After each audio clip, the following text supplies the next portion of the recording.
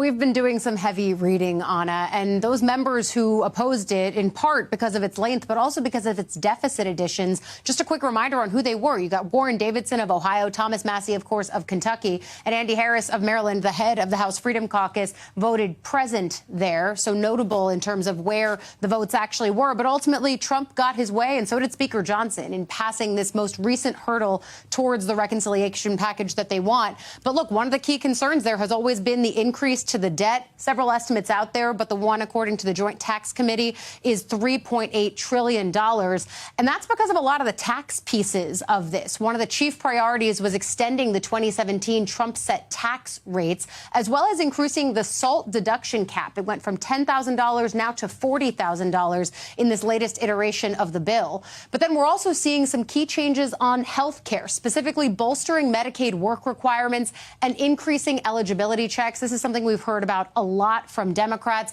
Also blocking Medicaid money from nonprofit reproductive health providers, effectively defunding Planned Parenthood. That ultimately is going to lend to more than 8 million Americans left without health insurance.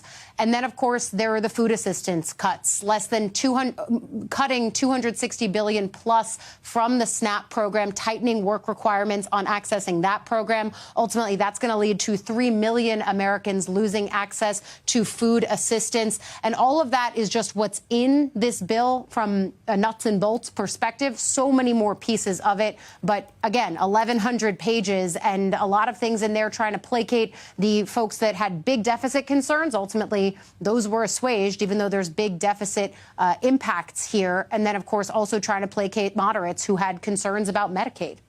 On this vote, the yeas are 215, the nays are 214, with one answering present.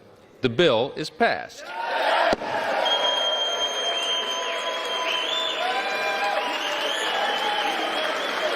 USA, USA.